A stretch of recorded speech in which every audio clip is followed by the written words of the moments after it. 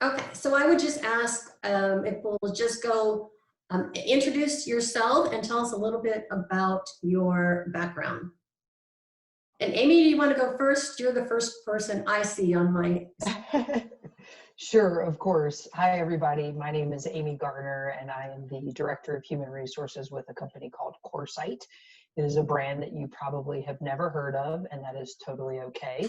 But what my company does is run data centers all across the United States. So we operate in 8 different markets, and we support organizations like Zoom and WebEx and Netflix and Microsoft. And so anytime a company has large amounts of data that they need to process or store, they come to a facility like Coresite.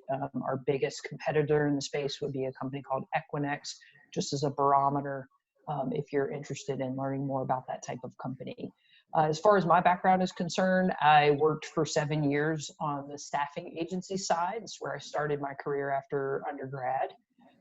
Played several different roles with recruiting and sales, team leadership, and then decided that I really wanted to be in-house, not just swooping in and solving a talent acquisition problem, but really working with employees over the lifetime of their interaction with the company to be involved in development and that sort of thing. So I quit my job on the agency side and moved from Rhode Island to Denver, Colorado to attend the University of Denver in the Daniels College of Business. So graduated there in 2013 with a degree, a master's in science of management. So it was a great process, and I started working for Coresite just at the tail end of my degree program with Daniels. And it's been a fun ride ever since. I've managed everything from talent acquisition to employee development. Right now, my team focuses on anything that has to do with bringing people in to letting people go. So all of the fun things in the middle, and happy to talk about some of the questions and concerns that we're going to address today, and certainly curious about what my colleagues here have to share, because I feel like one of the best parts of participating in things like this is I always learn something. So I'll leave it at that and just say I'm excited. Lacy, you want to go next? Of course. Well, thank you for having me, Susan. I appreciate it. And my name is Lacy Meisel. I actually am originally from Florida, was there, grew up most of my life, and moved to Colorado about 9 years ago. I am married with 2 kids. I have a 3.5-year-old daughter that is incredibly sassy, and I have a 7-month-old son just beginning to learn that he can talk / scream. So it's really exciting to see the both of them growing up. As far as my career goes, I spent many years in project management, focusing on software implementations. I spent several years in ERP, which is Enterprise Resource Planning, implementations for other customers. And I actually came from that background and came to Aero Electronics almost 3 years ago. And I've been in a couple different roles with Aero. And as a sidebar, Aero Electronics, we joke that we're the biggest company that no one has ever heard of because we are headquartered here in Denver. And Aero is a huge electronics components distribution company at its core, but has many other facets to it, such as engineering services, different areas in services that we offer. But I actually, about 1.5 years ago, moved from an area of their business doing project management into their HR department. So I also am in HR, but found a weird way to get there. And so I continue, my current role is actually the Global HR Knowledge Program Manager, which is a mouthful. But essentially, I identify and carry out process improvement opportunities with the team that I'm on, but I own our global knowledge content, where it lives, making sure things are standardized. As many people know, HR can be a little bit traditional or not up to speed on a lot of the offerings. Maybe not at Coresite, of course, because you guys are leading areas like that and probably being innovative. But many HR departments are needing to come up to speed with their data, how they provide their data to their employees, things like that. And so I'm in charge of a lot of those areas. So really excited about that role. I still get to dabble in project management and help with a lot of implementations on the side. But that's pretty much where I've been to this point. And yeah, I think that's about it for me as well. Thanks, Susan. Thank you, Lacy. Kristen? Hi, thank you for having me today. I am a Daniels alumni grad from the Daniels School of Business. I got my MBA there and graduated in 2013. I was looking to make a career change at that time, and the MBA was a gateway for me to do that. And I applied to several jobs on our DU career website, and I got one with New York Life, which is where I am today. And I'm about to start my 8th year at New York Life. It's been a great professional experience for me, and I am one of the HR partners there. So I help source, recruit, select, and hire individuals into our Denver team. And my role is a little bit more unique than your standard recruiter. I have to really like who I hire, bring onto our team, because I also train and develop those advisors that I hire. So it's been a really fun journey, and I've enjoyed it this far. Prior to that, I was in retail, and I was also a teacher at one point. So I sympathize with all the moms and dads out there right now that are homeschooling their kids through this pandemic.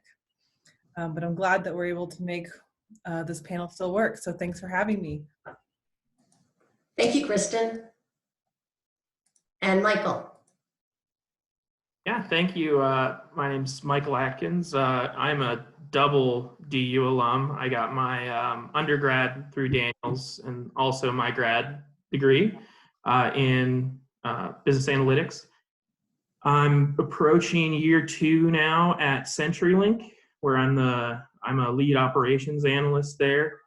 Basically, I make very beautiful Tableau graphs and spreadsheets and crunch numbers for our field teams. Before getting my master's, I did 5 years in IT after graduating from DU, and decided I wanted a career change and didn't want to be fixing computers anymore. And so went back for data analytics, and I'm very glad that I did. I'm as close to a Denver native as you can be, as I moved here when I was about 4, so I consider myself a native. And yeah, just thank you for having me, and look forward to kind of the conversation today. Thank all of you for being here. We know that it's really important for students to build their professional network long before they're going to start their job search. What recommendations do you have for those students to network and to learn about a particular role or a company or industry? I guess I'll start. For me, I'd say 2 major things are getting to know your classmates and cohort mates, depending on kind of where you are. I actually found my position through a classmate who turned it down because she had taken another position that she liked more, and I was happy she did at this point. So, I would say networking with your classmates, because they're going to be going through the same interviews and processes that you are. And even if they don't like a specific job, or it's just not a fit for them, it may be a very good fit for you. And then they also can, help if they're continuing to work at a company that they like. Maybe they can help pass you along to get in front of the right people. And then I would also say, in terms of learning about roles or what you want to do, I would say finding a professor or a group of professors that you really like.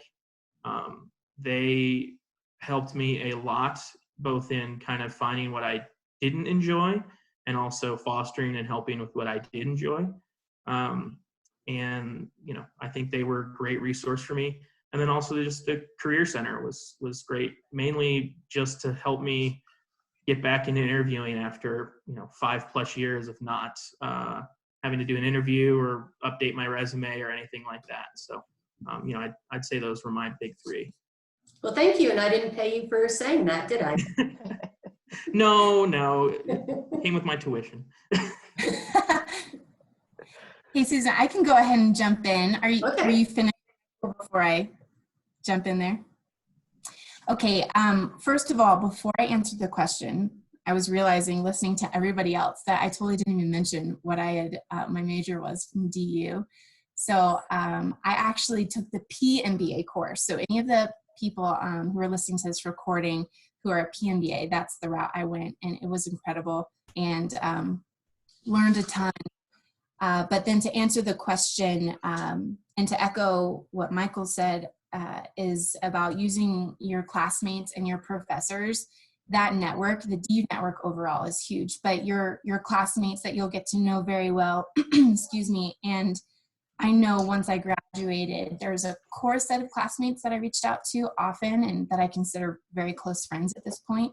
But professors, repeatedly, I think that there's some that you could ask. I know Carrie Plemons is one that I probably bugged a number of times and probably knows me by first name at this point. But anyway, those I wanted to echo what Michael said there.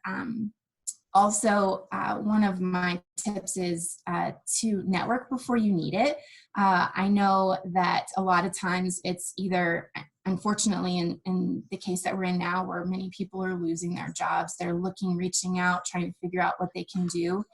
And this is something my father always passed on to me, was to always network before you need it.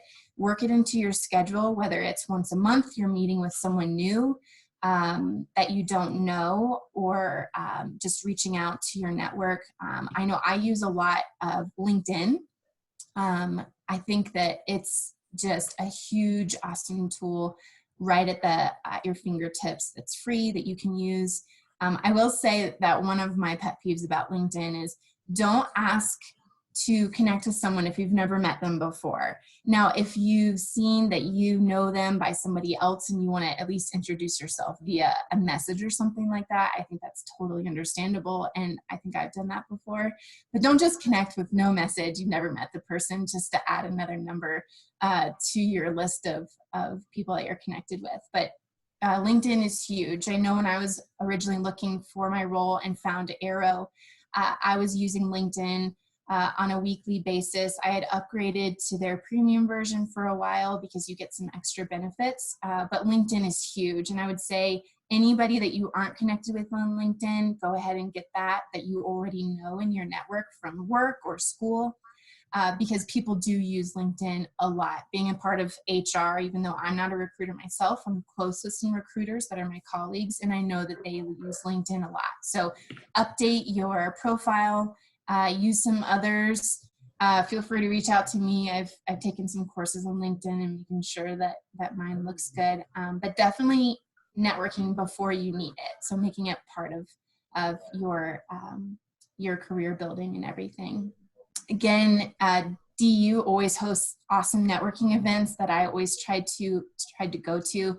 I know once having kids, it's a little bit harder to get to those things when they're in the evenings, but those are definitely important. If there's a great topic out there, pay for the sitter if you have kids as well, and get to those events because they're really important.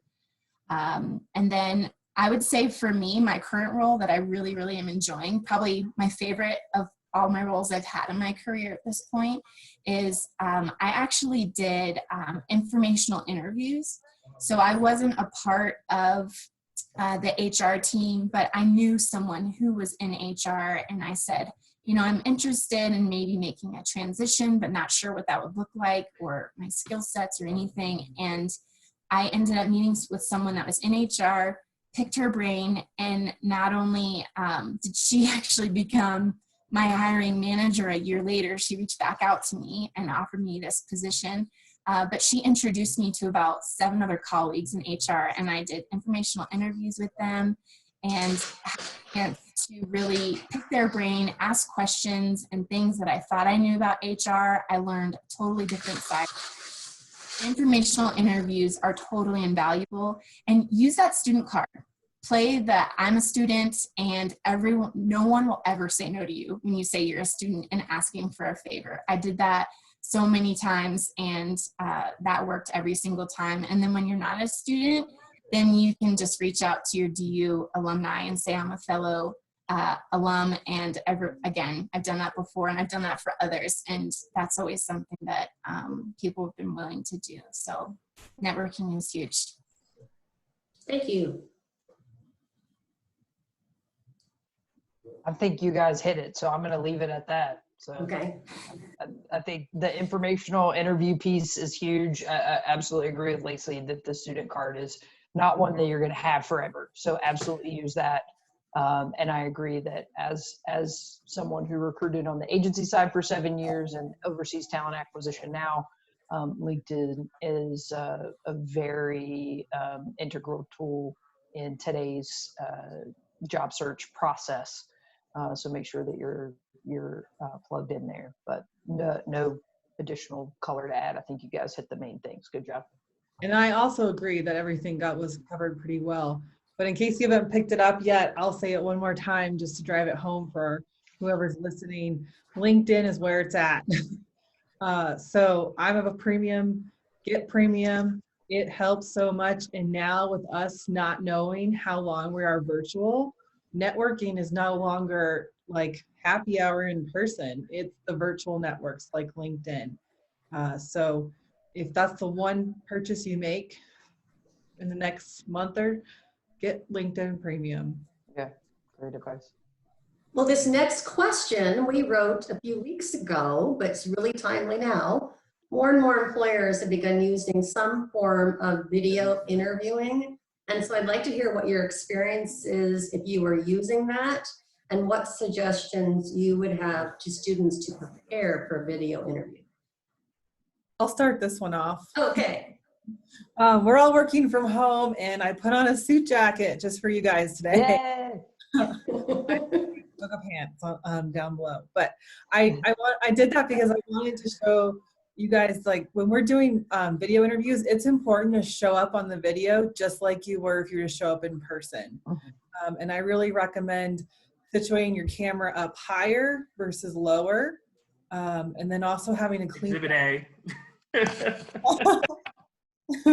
And I also recommend having a clean background. As you can see, I'm against the white wall here, or you can have some pictures, but you want to keep a really clean little space in your video interviews. That's my main advice. I think that's great advice, Kristen. And I'll just add to that. I think it's important to prepare for a video interview just as you would prepare for an in-person interview. Just because you're not meeting a company or going to their physical location is not any excuse or reason to not prepare in the same way that you would. In fact, I think you need to ask more questions and prepare more, because you're not seeing the physical space in which you would eventually or potentially work, is going to lead to some gaps in thoughts about culture, how people interact, making sure that you're clear on what the workplace norms are, because you're not going to physically see them, is really important. So make sure that you're prepared to ask questions about that. If you are interviewing for a virtual role, you'll need to present as if you can do that and be productive in that on a daily basis. So I think for any interview, for any big meeting or big presentation in your graduate program, preparation is absolutely key. So make sure that you are physically presenting in the way that you want to be showing yourself, but also make sure that you are intellectually showing up in a way that shows that you're inquisitive, that you're curious about what's going on in the physical environment or in-person environment, but also that you are able and capable to be productive in whatever modality that you might be working. I also have something else to add, because we don't have those emotional cues or those physical cues because we're not in front of that person. It's important that we can convey as much of that through the camera as possible. And so I also recommend test running your audio and your visual, seeing what you look like on the camera before you are on your interview. I don't need to pick on anybody, but Susan, your face is really washed out. I can't see it because you've got light coming in from this back door behind you. And so when you're making a first impression and meeting a potential new employer for the first time, you want to be able to make as good of a connection as you can, as if you were physically in front of that person. So again, testing, it's a learning curve, but spend some time in doing that before you even have your interview. That's great, Kristen.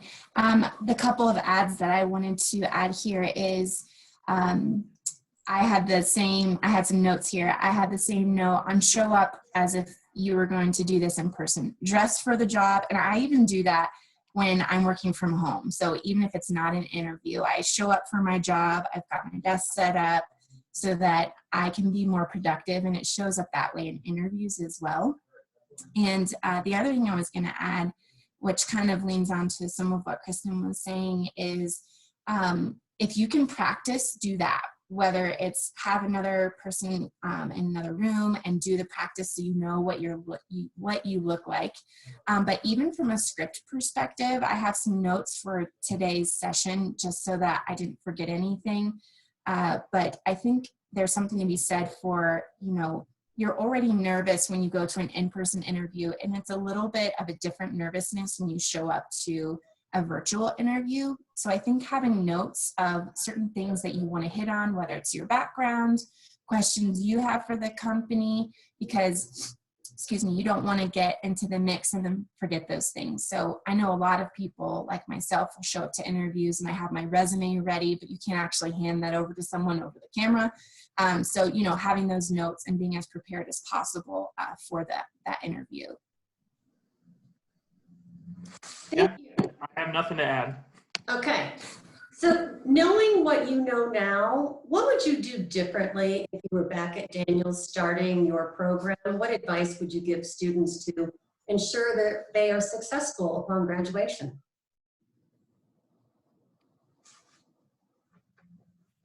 I would take Lacy's advice of networking before you need it. I would say I probably did not start as soon as I should have. And while it didn't hurt me in the long run, it made for a much more stressful time of, looking for different positions and having to do a lot more, pounding of the pavement, so to speak, and just applying to jobs and sending out resumes rather than really connecting into areas that I thought would actually be very beneficial to me. So I would say I would have started my networking a lot earlier than I ended up doing. Just to add on to that, I think that's a great point, Michael, and to Lacy's point earlier, I think it's easy to get caught up in the program. Obviously, you're focused on school, you are focused on making sure your grades are where you want them to be, making sure you're learning from that project. Obviously, that is still mission number one. And I would offer the advice that whether it is a project in your MBA or master's program or a real life job experience, you're not going to like everybody that you work with. However, I would encourage you to be kind and generous with your talents. Every single person has their own unique set of skills that you're coming to your program with, especially those of you who are in PMBA or EMBA programs. You already have some professional experience that you're bringing to the table, and I assure you that the more generous you are with your time and connections, the better that will bode well for you later.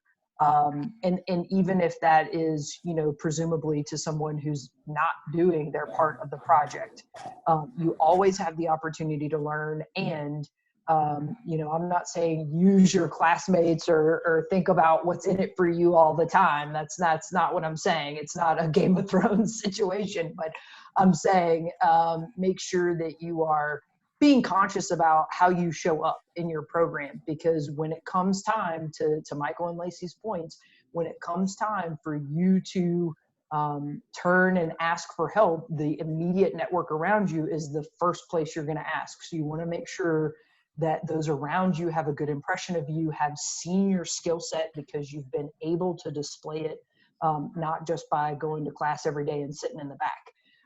So make sure that you're showing up consciously, and make sure that you're thinking about the long range plan here. Obviously, you've signed up for your program with a goal in mind, so make sure you're keeping that goal at the forefront of your mind, not just every time a paper is due, focus on getting that paper done. Yeah. To echo what Amy was saying and build on that in a little bit of a different way, is one piece of advice that was given to me, because even though to others that initially meet me, I feel very outgoing. I'm actually an introvert. I love being home. I love being with my family. I like to kind of stay in my own place, you know, go outside, things like that. But I'm not big into huge crowds. I love one-on-one relationship interactions. And so one piece of advice that was given to me that I did do, that I love that I was able to do, is investing in those that are in your course. Again, to Amy's point, you're there for a reason. You're paying for schooling. You need to get as much out of it as you can. But what I mean by that is when your classmates are going out for a beer after class and it's 9 p.m. and you're like, oh, I got to get up early. See if you can even go for 30 minutes or something like that. Make that effort, because there's a core group of people that always did that consistently. And even though I live in Conifer and it was always a huge commute from DU back home, I still made that effort. And I now have these relationships and people I can reach out to at any moment because they knew that I was engaged and wanted to make that time with them. Because at the heart of it, these relationships that are built are part of this core network that you're going to have. Because even if you didn't necessarily connect with them really closely, if you try your best, you never know that that person might introduce you to another person that could then be something huge in your career. So it's not even just that person, it's their network, you know, so it's the 30 people in your class and their extended network and everything. So I think that that's huge. And one other little piece that I was going to mention is, you know, I think this is more of after the fact. You know, I was so ready by the time I graduated to just be done with learning. But then I found myself even, you know, 3 months after just kind of craving that. And so whatever company you're in, always be reaching out to those around you to see what additional learning opportunity there is. I think that that can be huge. Free offerings. You never know until you ask. There's free offerings that your company might give. And I guess on that note of you never know until you ask, is I actually was able to tweak my program. It doesn't mean that this will always work, but I think that asking is always huge. So even though the program when I went was you have your course, you have your electives, and you go abroad one time, I was able actually to go abroad twice and make it count for part of my program because I asked. I went to, I think it was our dean, and said, this is what the program is, this is what we're trying to do, and I was able to sell it for a few of us to make part of our program count when we went abroad a second time. So I think that's another piece is if you're curious about something, ask. It certainly can't hurt. So those are my 2 cents. Okay, what qualities do you look for in a candidate? And are there skills that applicants, including college graduates, are lacking?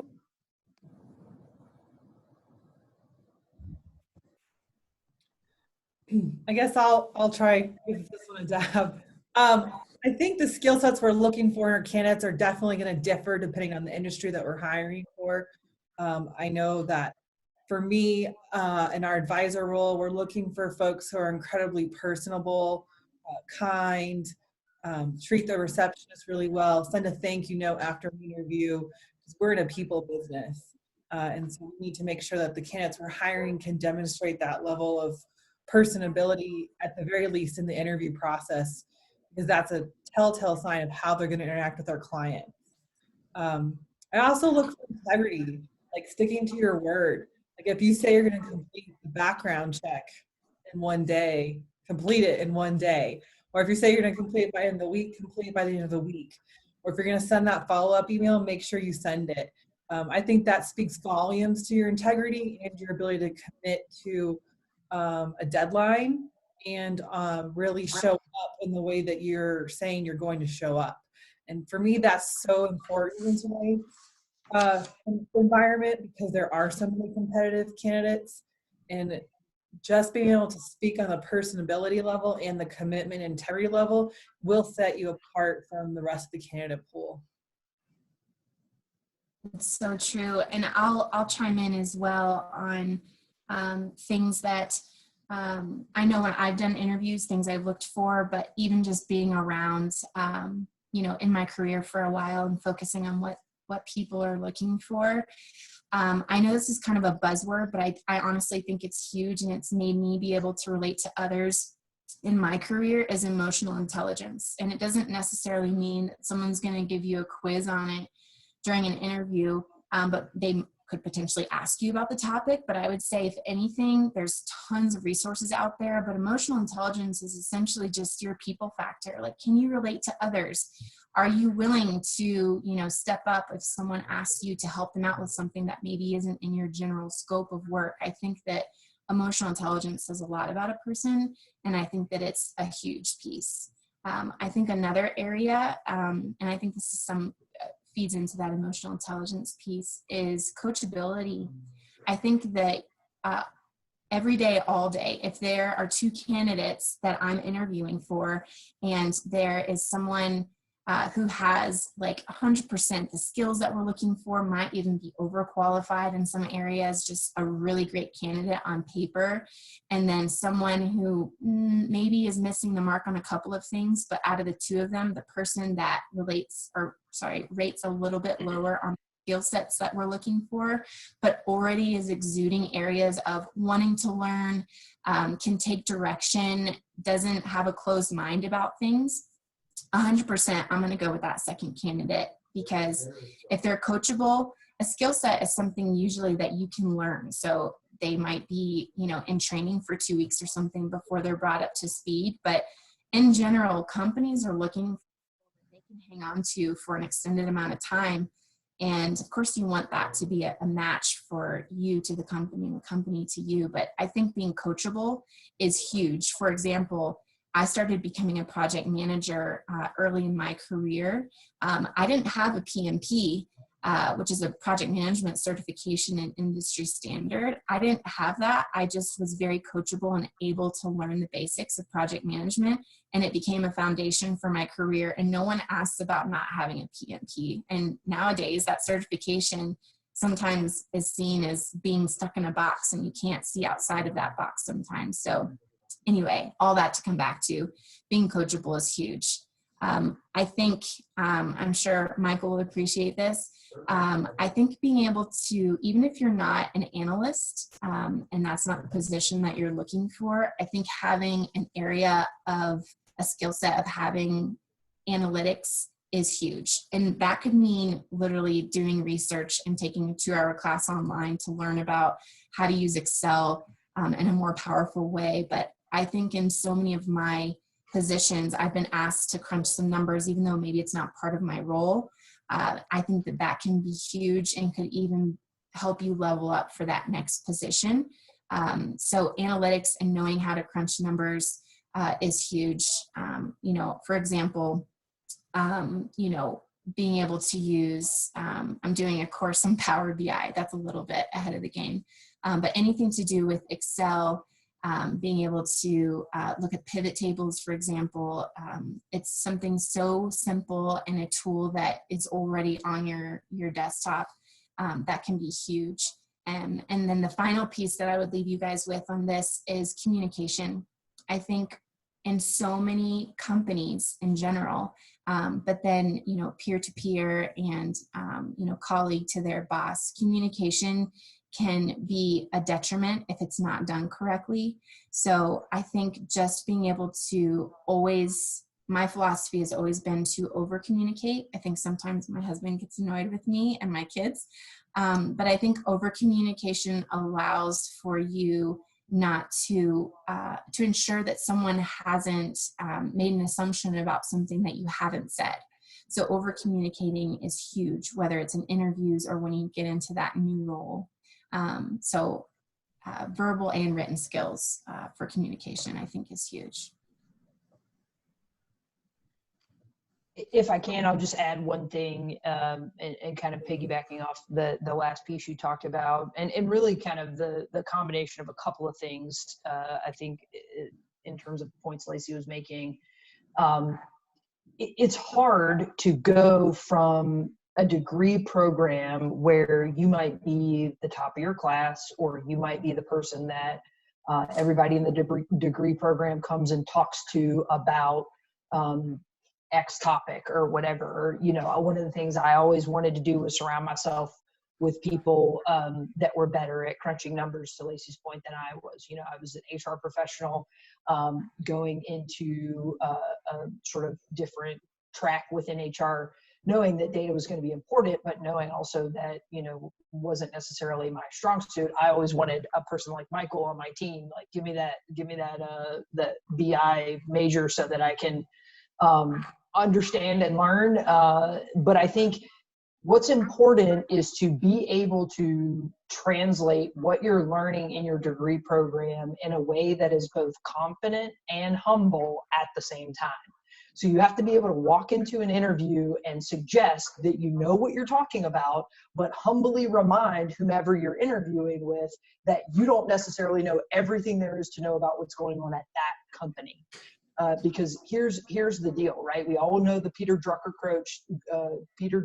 quotation that culture eats strategy for lunch, right? So no matter how data-driven your company is, or no matter how many best practices or projects I've done about the right ways to handle employee engagement, or the right things to do when you're building a development track, if that's not that company's culture, those best practices are not going to fly at that company. So you need to be able to speak from a place of confidence that you are able to use in a practical sense what you've just learned in school. You demonstrate that by talking about projects you've worked on, experiences that you're drawing from your professors, your own experiences. Again, those of you in the P and E MBA programs, you're going to be able to directly apply what you're learning.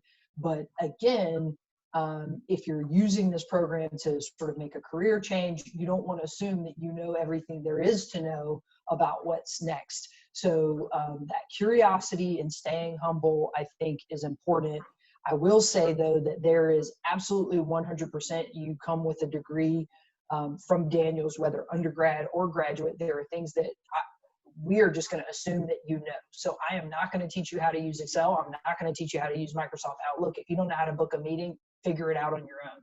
So make sure that there are certain things from the standard business worlds like Microsoft Office that you can use and that you know how to use. Those are not the things you should talk about in your interview, those table stakes. But I think really it's about being curious, confident, and humble in an appropriate way. And you're gonna take those cues from the research that you do about that company. So if you have an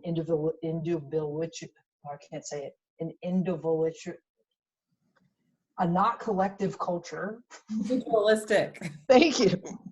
I can't talk today. And you start talking about collaboration tools or working on team projects, then they're going to look at you like you need somebody else to do your work. So, use those resources that you have in your cohort, in your LinkedIn connections, find out what you can about that company's culture, and then use those cues in your interview conversation and as you onboard with that organization to help you, again, seem confident and humble at the same time. And Amy, and Lacy, I'm going to speak to you guys. When I'm interviewing a lot of candidates all the time, and if they're sitting in front of me and they appear that they know everything, it's an automatic like decline. So I think that the point you guys made was so key in staying humble and then also being coachable. But some pragmatic tips on how you can appear coachable in your interview is come with some really great questions. Like, how would I be trained? How would you coach me? How am I tracked up in the career track that I want to be in? Do you have a mentorship program? Because all that demonstrates that you're interested in learning, you're collaborative, and you're open to being coached, and you're very curious about how you're going to be trained and coached. Because that alone shows that you have a vulnerability factor. And when you can come to the table and show some vulnerability, that's when you become coachable. So if we can't bring our vulnerability down, then we're probably not going to be very coachable.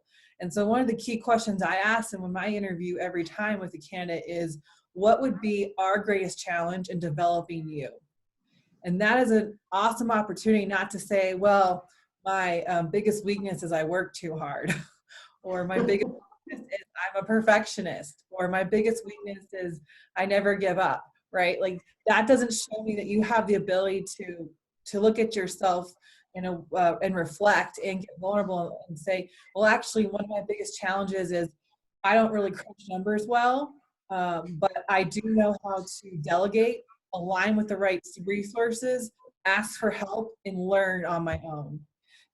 So I think it's really key to be mindful in how you want to deliver and telling the interviewer that, hey, I am coachable, and this is how, because today's world's changing so fast that all of us are learning all the time in our roles how to do something new. And if we can't collaboratively learn together, it's probably not going to work. So true. Great. I've never heard that question before. I like that one. Okay. I have just one final question. Did you know what you wanted to do when you started the program? And are you doing what you expected, or how has that changed since you graduated? I'll go first. No and no. I started out in software, and I built myself up in my previous position at another company. But starting out in software and now being in HR is just kind of a crazy transition, not something you see all the time. So I would say when I was graduating, I knew, I think I knew my 15-year goal. I wanted to get into consultation at some point, which you can't do until you've had a strong career yourself. But I was trying to figure out what that middle looked like. And I didn't even when I graduated, I was still kind of trying to figure out what that looked like, and how I was slowly able to kind of pick through and figure things out for myself was talking to my professors. I know I constantly was trying to get my professors to tell me what to do. Like, well, what would I be good at? And ultimately, a good professor isn't going to tell you what that job would look like, but they will start to pull things out for you. They'll ask you questions about what you enjoy, what you're good at, and by seeing you in school, they'll be able to help kind of piecemeal some of those things together with you. But also those informational interviews. I mean, I've talked about it a couple times already now, but they're so important for not only networking, but for you figuring out that on my current role, for example, when my now boss offered it to me, I actually told her no originally, because the way that it was explained, I felt like was not going to be a good fit for me. And then I think 3 months later, when she posted the position, I looked at it again, and totally a game changer. I applied immediately. And so I think that talking to people and having those informational interviews are a chance for you to pick through and truly understand what a role really looks like, other than just maybe reading about it online. I also think that, again, when you use the student card and that what you want to learn, there's been times when I've been interested in someone's position and honestly had no clue what a day in the life would look like. And I asked to shadow them for a couple of hours if your schedule can allow for that, because that truly gives you a chance to sit down, see what that looks like, because sometimes roles seem very fluffy, and recruiters, we have some of them here that you know, they're very good at writing about a position that sounds really exciting. And most, you know, everyone needs to fill a certain role and we have different personalities. But I think truly understanding what that language converts into on a day-to-day basis is huge. So I think that that's a big piece, is just pulling again on your network to understand maybe what a role could look like. But I want to encourage everybody who's listening that even if you don't have it figured out on the day of graduation, that's okay. Because the other thing, the other piece of this, and I'm sure everyone on this call could back me up on this, that even if you have you're very organized and you have a very, I want to go here and then here and then here, more than likely it's not going to work out like that. So I think that having an open mind to what you're good at and what you want to do, and then allowing some of your path to develop as you're going along, is going to be huge. And then you're not going to be dissatisfied. Because if you would have asked me 10 years ago if I was going to be in HR, I would have been like, no, never. I don't want to be in HR. I don't think that's a good fit for me. And it ends up being the perfect role for me. I'm in this weird little niche of process improvement inside of HR because I love people and I love process. And I didn't know that the two things could be married together and create this amazing role that I'm in. So anyway, pulling on your network is huge. And I think before we move on to someone else to answer the question, if we don't get a chance to round robin again, is if anyone has questions, ask Susan for my email. I'm more than happy to sit on the phone and talk to you, do a video chat, even if you want to practice on somebody, ask me questions. I'll meet you for coffee when we're allowed to, you know, not have this anymore. I'll have some virtual coffee. My husband actually did a virtual happy hour that he put on with his colleagues, and they were laughing hysterically for an hour straight. So I'm totally willing to be a resource for anybody who wants to take that time. Because if you're willing to take the time, I think that that's huge, and I'm willing to give it to you. But I'll let somebody else answer the question. Thank you, Lacy. All right, I'll jump in. So I am not where I thought I would be in terms of the industry that I am in. I don't know if we're all that lucky to know exactly where we want to be or where we're supposed to be. So my advice is be really open to anything that comes your way, because there is no wrong career path. There is no wrong job. It's just the door to the next one. And eventually we get to where we're supposed to be. When I was applying for New York Life, it was just another company on my list. I had applied for like 30 positions and got a couple offers, and I really didn't want to take the New York Life offer. But I ended up taking it, and ended up being the best decision. I'm still here for my 8th year, so I did something right. But I started off at the very, very bottom. Like I came in as a life insurance agent, and then I was an advisor. And then I was able to move into the HR side, into the recruiting and hiring, which is really where my heart is. I focused my MBA on organizational development and team building. And I can honestly say that I'm in that role now with New York Life, and it's just so much fun. But if I hadn't been open to that or willing to take some stepping stones within the organization to get there, I wouldn't have the opportunity that I have today. So I think it's super important to just know that sometimes it's okay to take just a job and then network before you need it, and start working your connections, because you got to be practical at some point. In my undergrad, we had this motto in our entire university, you know, have a passion and love what you do. And I felt it was just so disheartening when I finally got out in the real world and I couldn't find a job that paid me that I also like absolutely loved. And so I think the best of both worlds when you're on your exploration and your journey is find a job that at least gives you work-life balance to live some of your passions outside of work, so that you can create stamina and capacity at work, so that you have time to work towards where you really want to be. Because if you're drained in your current job, you're never going to find the time to network or find the opportunity that gets you the job that you really, really want. So be open and always be working towards the next thing and grow personally all the time.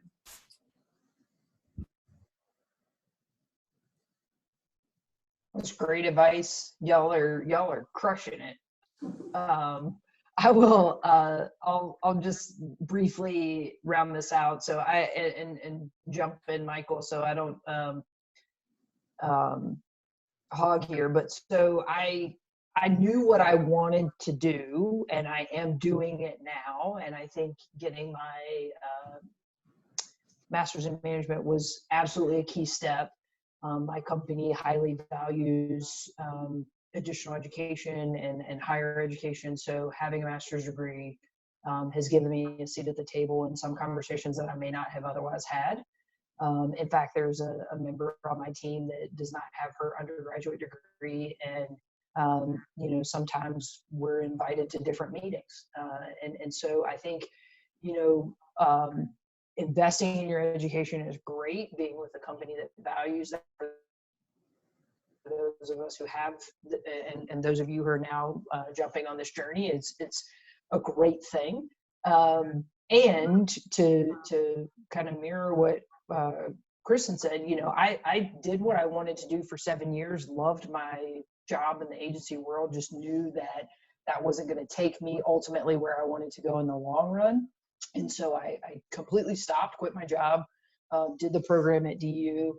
And when I started working at Coresite, still as a student, my last quarter at DU, the company wanted me to be a recruiter. And I literally said to the VP of HR at that time, I've been a recruiter. I was a recruiter for a long time. Why would I want to be a recruiter for you? And after I agreed to work on the project for 8 weeks, I was there for 4 weeks, working 2 days a week. So effectively 8 days. And I tucked my tail, went back into the VP of HR's office and said, I will clean the toilet. I will do whatever you want me to do. I just want to be part of what's going on here. So I think, again, that humility is maybe I didn't do a good job the first time, but it came around, right? So I made a commitment that I would be the talent acquisition expert at this company for 2 years, and that after that, someone else would have to take talent acquisition. And it was, different than being an agency recruiter for sure, because we had nothing. It was, when I started with the company, it was, email somebody to apply for a job. And so I built systems and processes and changed the culture around how we hired. So it was a little bit different, but at first blush, it was just being a recruiter. And, I think you have to stay open to both what Lacy and Kristen said. It's important to not necessarily see just what's in front of you, but be thinking about how that can help you in the long run. And chances are when somebody's saying, gee, I really want you to be on my team, I really want you to do this, and you have a company saying that to you, there's probably some value there.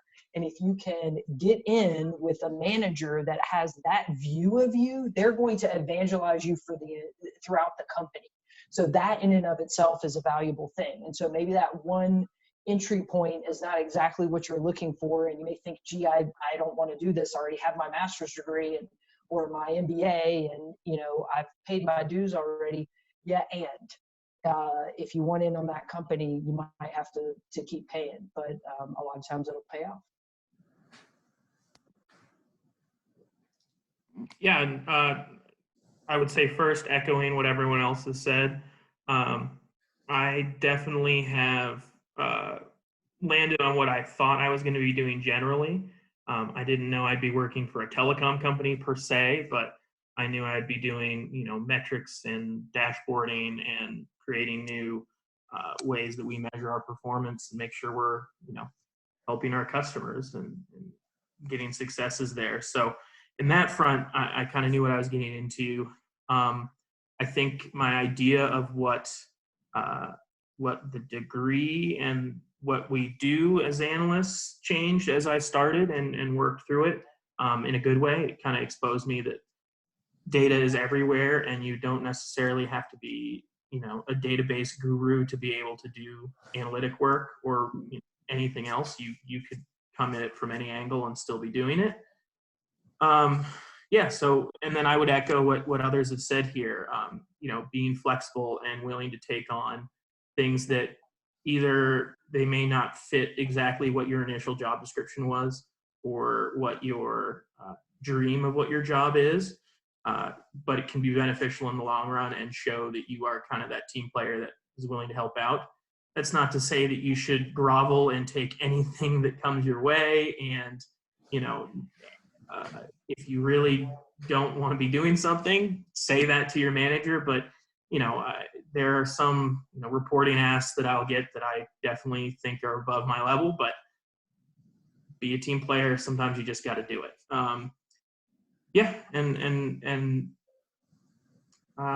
That's about it really for me. Everyone pretty much said what I was going to say. Okay. Well, I want to thank you all for spending the time this afternoon and sharing your very valuable advice with our students. And to the students, if you have any questions, if you could email me at susan.goodwin@du.edu, I will get the questions out to our panelists and get a response back to you. If you could send me that by next Wednesday, April 1st. Wow, it's going to be April already. That would be great. And I would like to hear this round of applause from all the students, because I know that they're doing that when they're watching. So thank you for being here today. Susan, I have one last plug if it's okay. Sure. I know the economy right now is looking pretty strange and volatile. And because you guys are here to learn about recruiting and hiring and best practices, I want to let everyone know in the audience today that I am hiring. So you guys have an interest. New York Life has got amazing reserves, and we want to give back to the community right now. I've got 2 dogs that are talking with me. But You're cheerleaders. yeah, please reach out to me if you guys want to learn more about what we have available in New York at New York Life. And I'm gonna go mute now because the dogs are. Okay. Thank you, everyone. Thank you all. Yeah, good job. Thank you.